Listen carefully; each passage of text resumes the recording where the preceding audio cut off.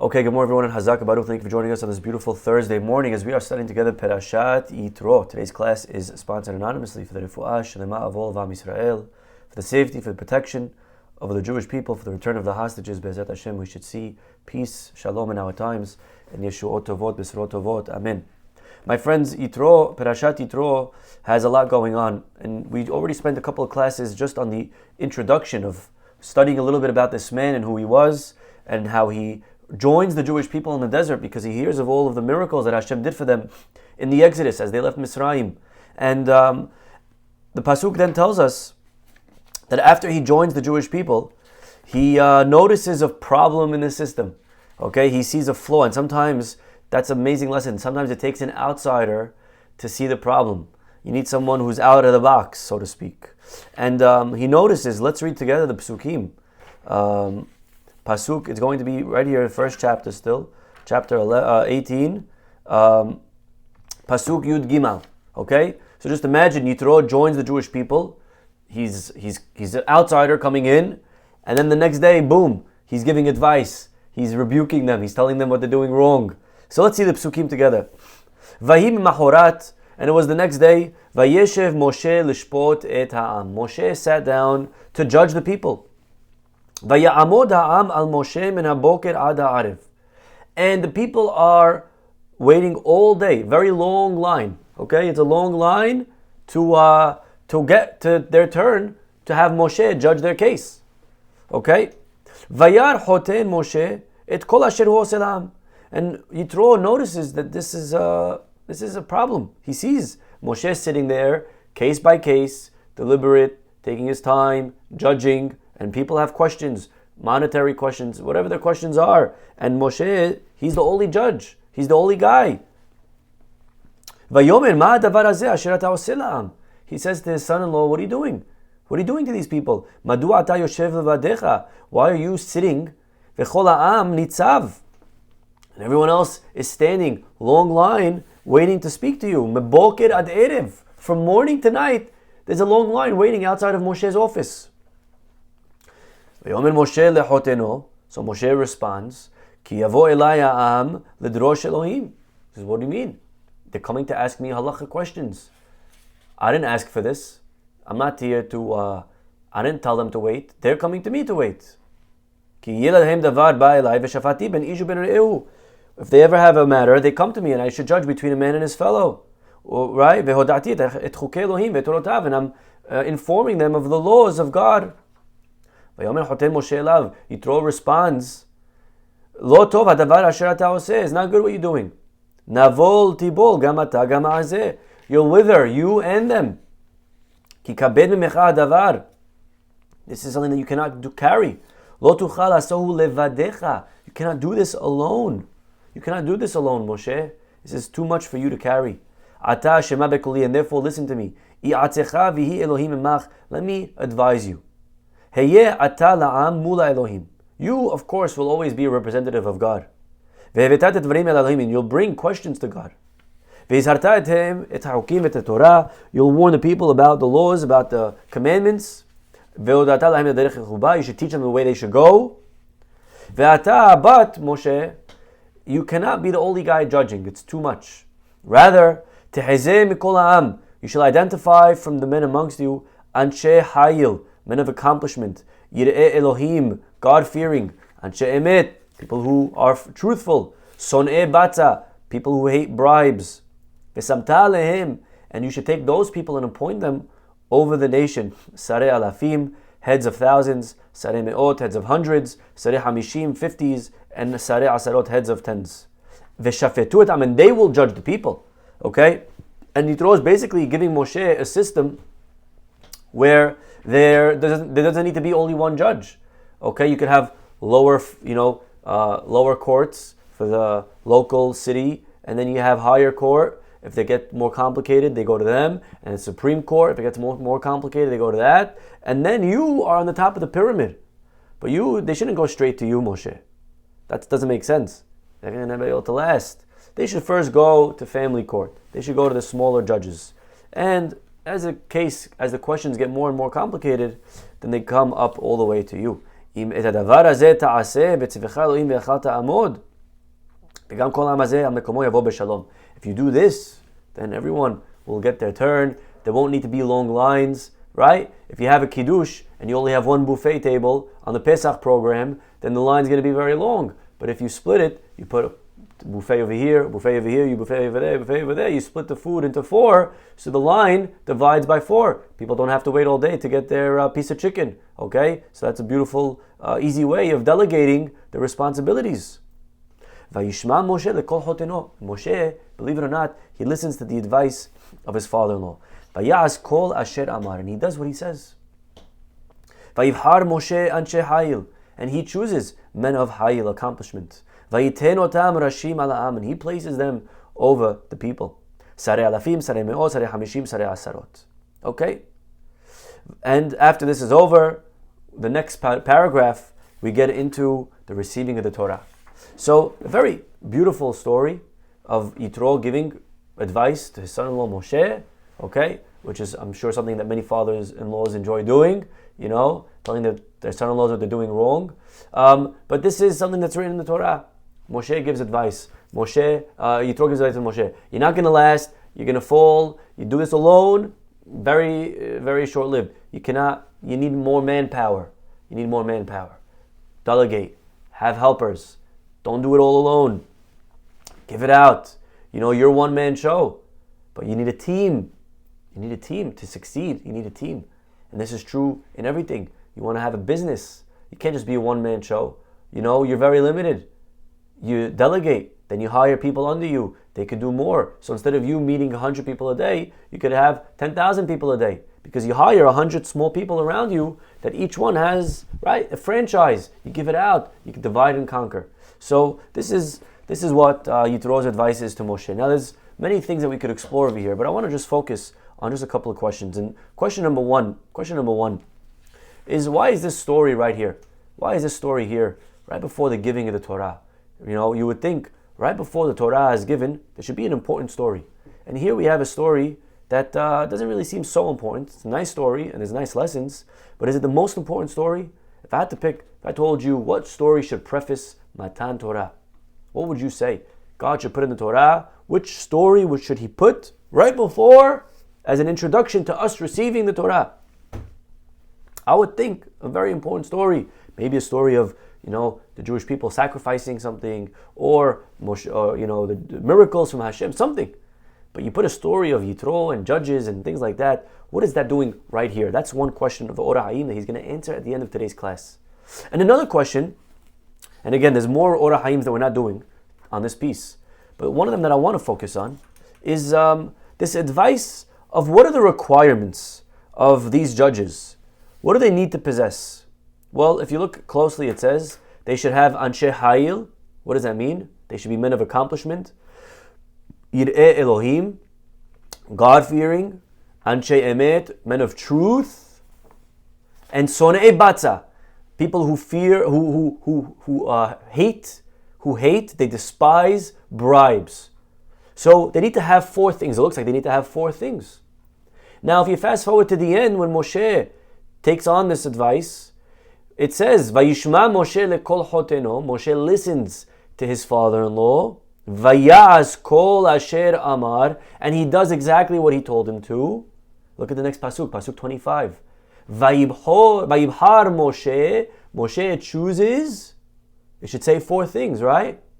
But look what it says. Vayibhar Moshe anshe hayil. It says Moshe chose men of hayil. And he placed them over the Jewish people. He only picked 1 out of the 4. So Yitro advises Moshe that the judges need to have all 4.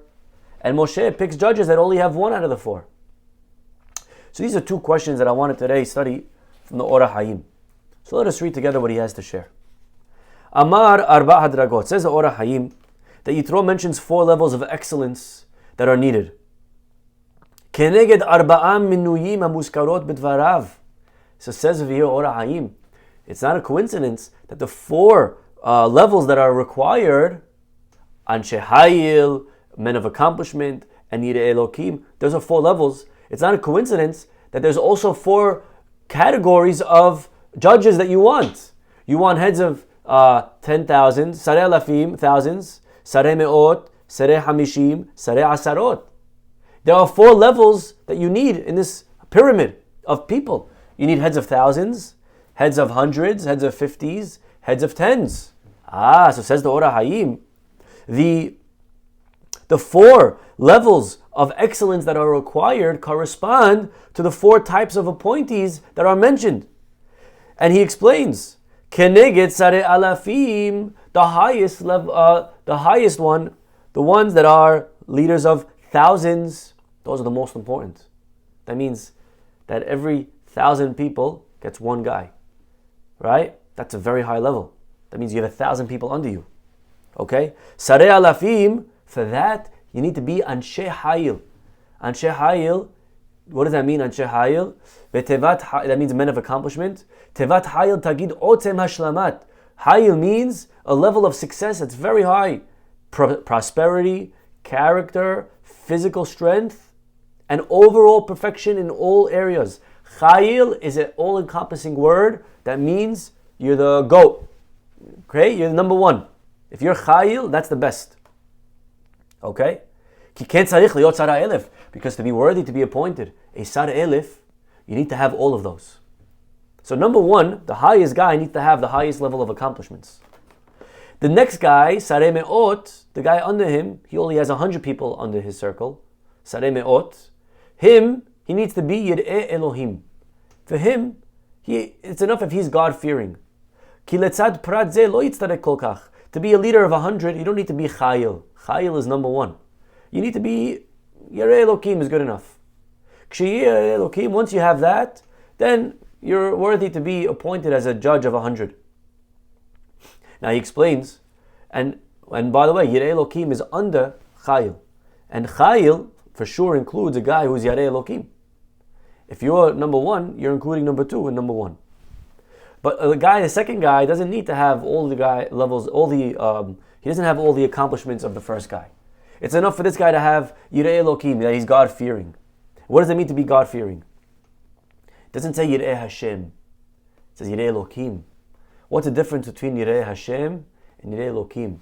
We know God has 2 names. He has many names, but of the names, we know two main names is Elohim and Hashem. What's the difference between those 2 names? Hashem, Yud Kei Vav Kei, is the name of mercy. It's a name of kindness. It's a name of forgiveness. Rachum, Yud Kei Vav Kei, right? It's the God above nature. He could overrule the laws of nature. That's kindness. Elohim means judge. Judge is fair, is strict, is tit for tat. What you do is what you get. There's no room, there's no wiggle room for leniency, there's no room for error. You made a mistake, you have to pay for it. That's Elohim. That's a judge. That's what a judge does in court. When you go to a judge doesn't show you kindness. He's not mean, he's fair. He's fair. Hashem, sometimes he's Elohim. What you do is what you get. And then that's punishment. You get punished if you did something wrong. But then you could go, Hashem means you're wrong, you're wrong, but I'll let it go. I'll let it go. Now usually a judge can't do that. A judge can't do that. So it says that these men of hundreds have to be Yir'eh Elohim. What does it mean, Yir'eh Elohim? It means you have to fear Elohim. It's not enough if they fear Hashem. To fear Hashem is not going to get the job done. Why? He says like this. They have to be people who fear punishment. Because you need to know, because a guy who only fears the kind God, if you only believe in the name of Hashem, of Yud Kei Vav Kei, then in the back of your mind you know that God is merciful, God is forgiving. So now sometimes you'll sin because you know it's okay, Hashem loves me, I get away with it. He'll let it go, right? When you have a great relationship with your father, you know your father said don't do this, but if you don't listen, he still loves you. He's going to let it go. He's going to let you do it. He's going to let you get away with it. So that's the danger of only having in your dictionary the name of Hashem, Yud Kei Vav Kei. Because you end up sinning because you know you could get away with it. Aval yirat ha'onesh, when a guy believes in Hashem, also other name, Elohim, he's afraid of sin, of punishment. And a guy who lives like that will not cross the line. I won't cross the line. That means in life we have to have there's different levels of a relationship that we have with somebody. I can have a love relationship, but love alone is not enough. Because if I only love, if I don't fear, then love, I end up crossing the line. That's why the Gemara says you have to love your wife, but you also have to fear your wife. You have to respect her. Because if love alone, you could cross boundaries. Love alone, then my wife loves me. I could do X, Y, and Z. She won't mind. She'll always love me. She's not going anywhere, right? When a guy knows that his wife may divorce him, so there's a fear, so he stays in line, right? He talks with respect. He does what he should. He doesn't act in an inappropriate way because the guy knows that she could leave him at any second. That's fear. I'm afraid. You need both in life. And with Hashem, we need both. We need to love Hashem. We also have to have a certain fear of punishment. Because without that fear, then God's loving and, life is beautiful and I can just do what I want and I'll just do Teshuvah on Yom Kippur and it'll be fine. It's a very dangerous way to live because it can lead to just, just frivolousness. And this leads to this mentality of just doing what you want without having to worry about consequences because Hashem loves me. So you need both. You need to have fear. There has to be an element of fear. That's why all the great people of life, they were always very, very careful. They were always very, very careful. They feared Hashem's judgment. The biggest tzaddikim, that they loved Hashem to death. The biggest tzaddikim, but they were always afraid not to do the tiniest sin by mistake. Why are you afraid? Hashem's forgiving. But they also knew how Hashem is very, very precise. Even though they know that they're right, they know that they're straight. Go as an example, you can learn from the story of Shaul. Remember Shaul HaMelech, at one point, he brought up Shemuel HaNavi from the dead.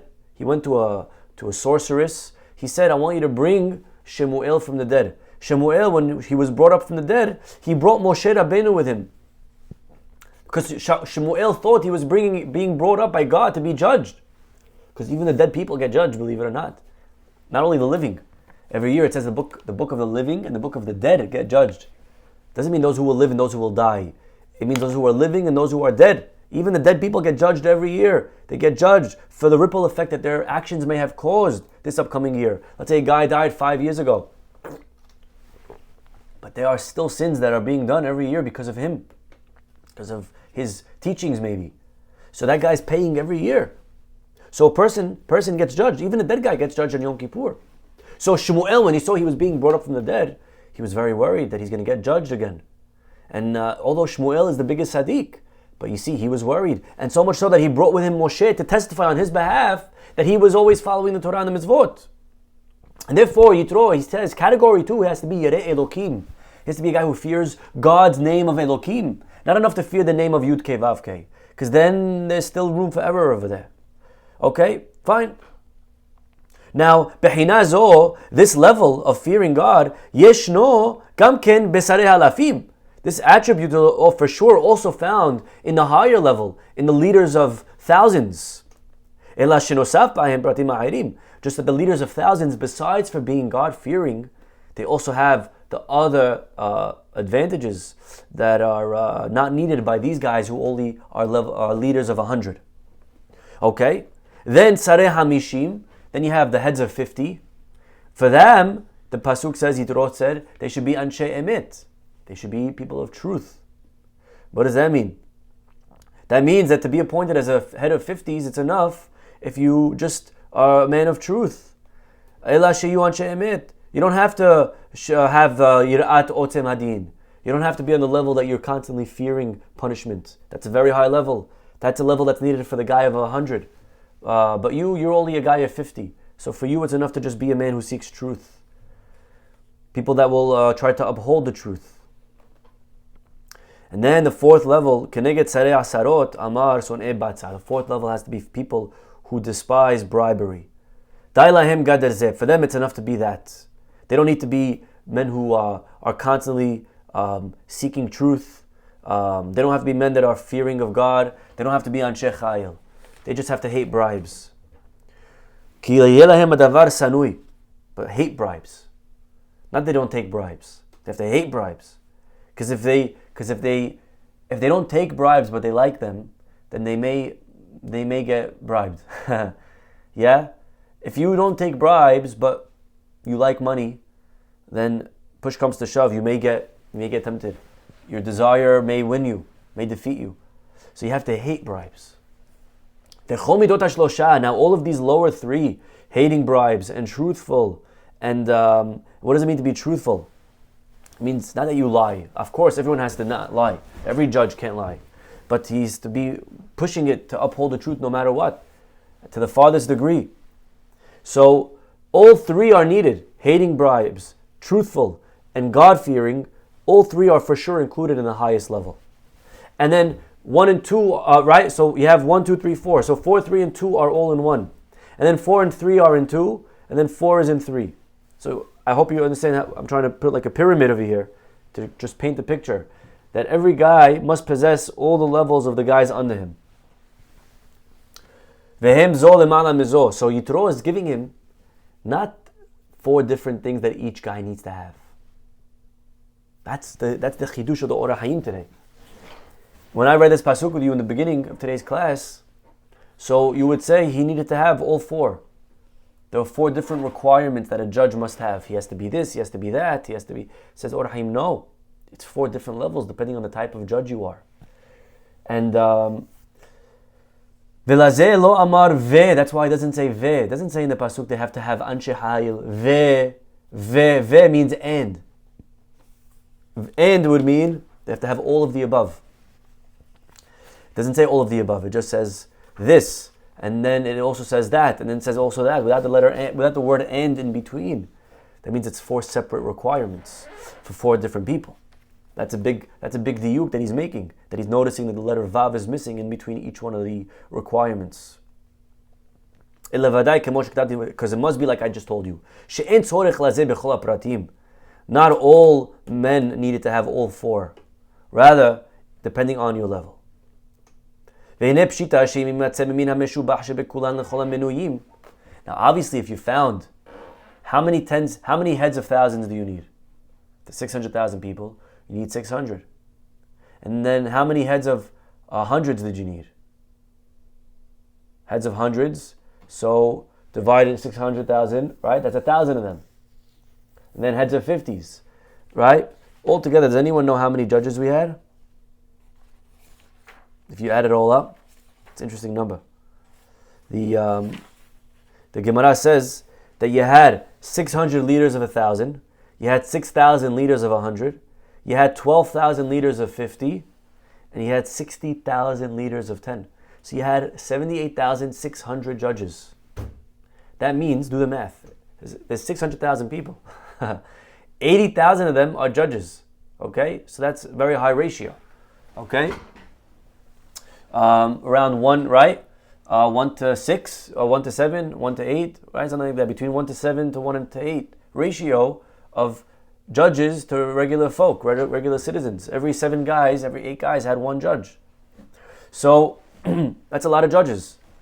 To find 78,000 people that are all the highest level, Anshe Hayil, which encompass everything, that's very hard. Now, if Moshe found 78,000 on that level, that would be hadid, that would be gorgeous, that would be ideal.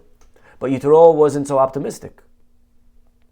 Yitro said, I don't think you're going to find that many Anshe Hayil. So for the lower level judge, you'd only need to have this, and for the lower than him, you only need to have that. Okay?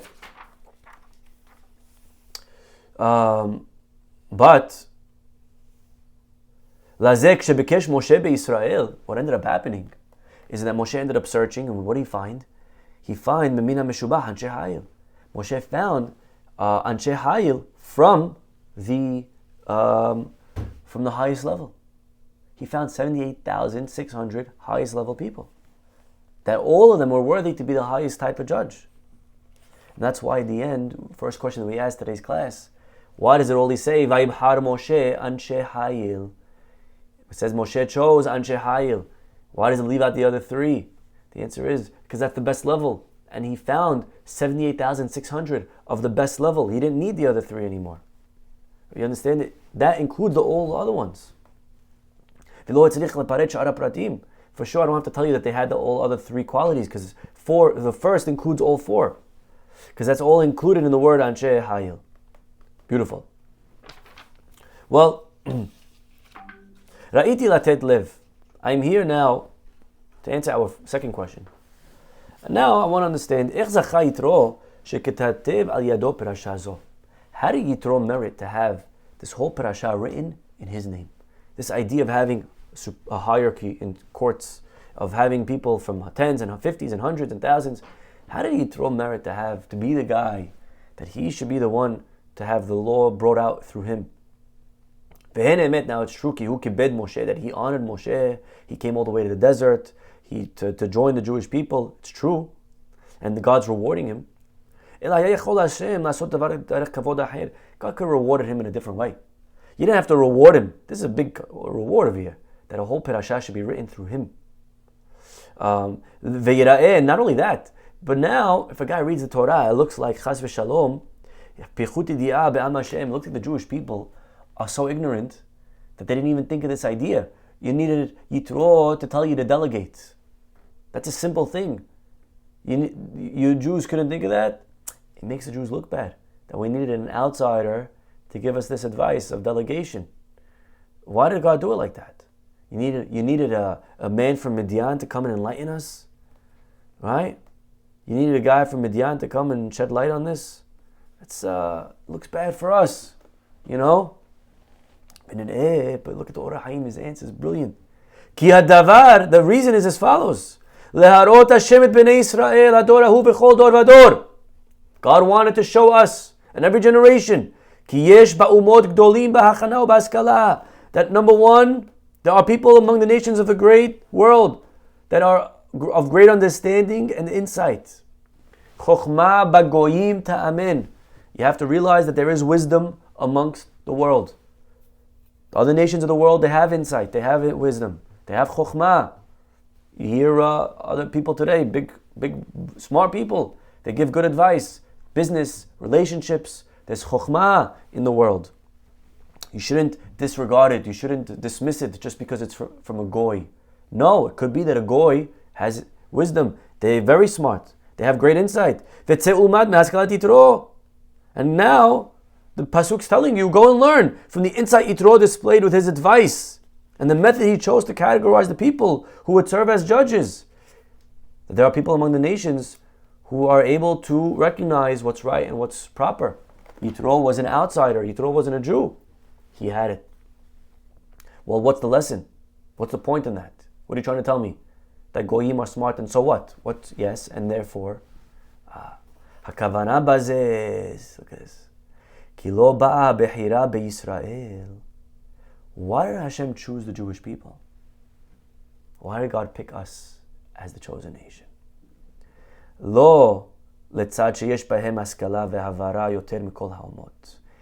It's not because we're the smartest. You know, today everyone looks at the Jewish people as the smartest, and look, you have the Nobel Prize winners, the ratio of Jews to proportionate to the percentage of the world, it's right by leaps and bounds. They won 25% of the Nobel Prizes.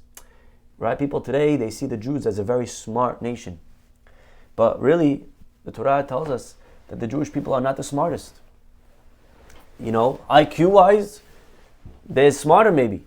You go out into the world, you'll find smarter people. And right here, before we got the Torah, God is showing us a story of a man who was an outsider, who was smarter than everyone.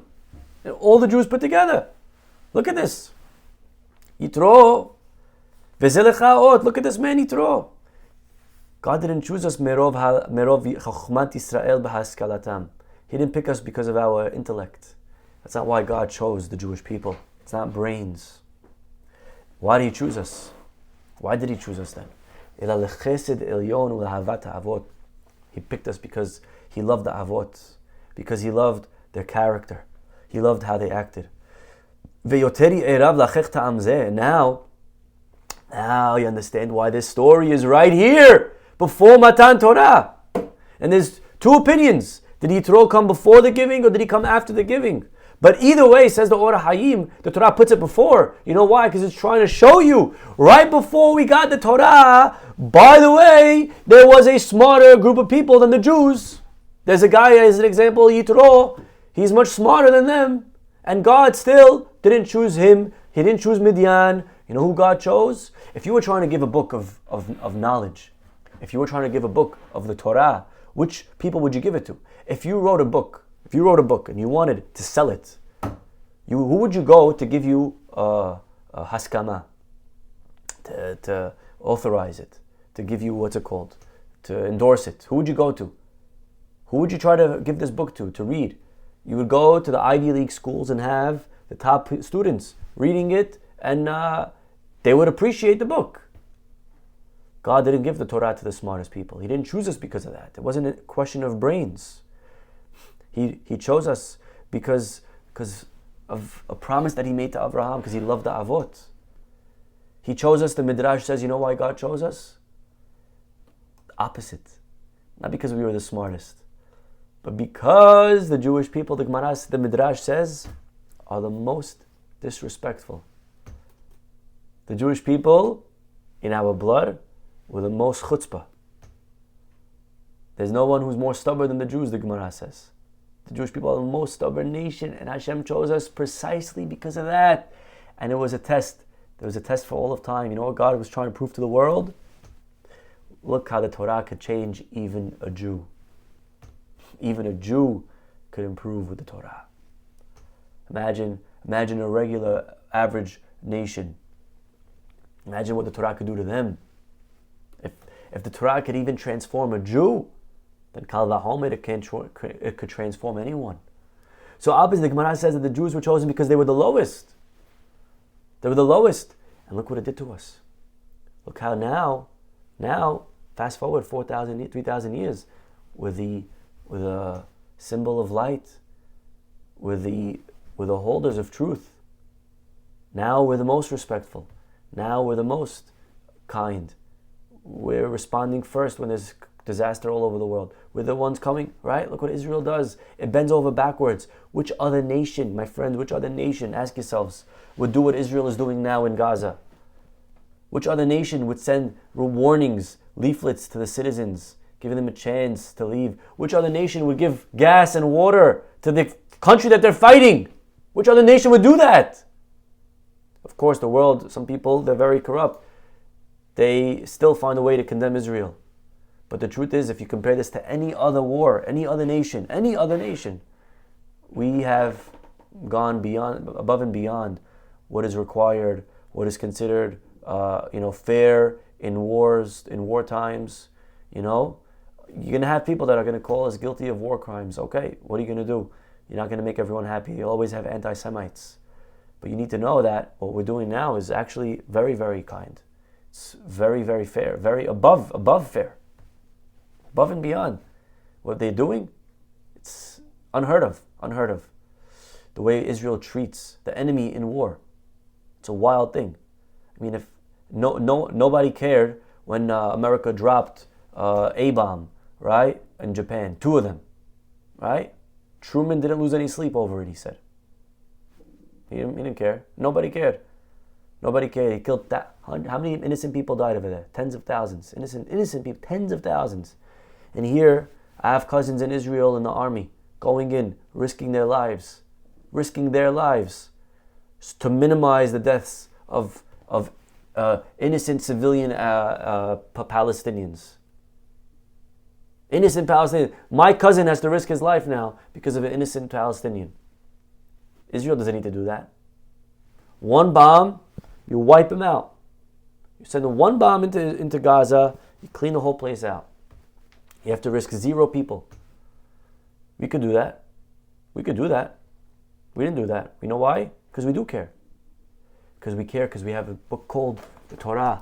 We have the Torah that turned us into a people that's different from the rest of the world. The rest of the world wouldn't do that. The rest of the world would just bomb the heck out of that enemy. We don't do that because we have the Torah. The Torah changed the Jewish people. And so now we understand that's why God chose us. He didn't choose us because of our smarts. He didn't choose us because of our intellect. Yitro was much smarter. It's not why he chose us. He chose us because it was an experiment. Let's see if the Torah could change and transform even the worst country out there, the Jewish people. That's who we were. We were the most chutzpah. And the Torah changes a person. So we have to realize this is what we're doing when we learn. This is what we're doing when we study. We become better husbands. We become better wives. We become better fathers and mothers. We become better siblings. We become better people. When we study the Torah, when we follow the Torah, when we listen to the Torah it's a transformation. And this is what we received, my friends, 3,300 years ago. This is what we're going to read this week's parashah. And this upcoming Shabbat, tomorrow, we're going to read about this, about the giving of the Torah to the Jewish people. This amazing gift that we got. We got it. No other nation got it. Now, we got it not to hold on to it, not to hoard on to it. We got it to share it. We got it to teach its truth to the world. We have a responsibility. But we have to realize that we got it first. And that's a big gift that Hashem gave us. Now, we're not the smartest. We're not the smartest. Yitro is smarter. And right here at the beginning of the Matan Torah, right before the 10 Commandments, God says, by the way, let me show you, there was a smarter guy than all of you put together. I didn't choose him. I chose you guys because of the promise to the Avot, because of the love that I had for your forefathers, and because of this experiment to show that this is what the Torah could do to a human being. Okay, my friends, so, and this is what we say every morning when we thank Hashem, Asher Bachar Banu Mikol Ha'amim. We thank Hashem for choosing us, and for giving us this cherished possession, this gift called the Torah. We should always be zocheh to appreciate this beautiful gift that we have, to continue to study it, to keep and adhere to its commandments. We'll stop over here. Everyone have a wonderful day, and hopefully we'll see you all tomorrow. Bye-bye.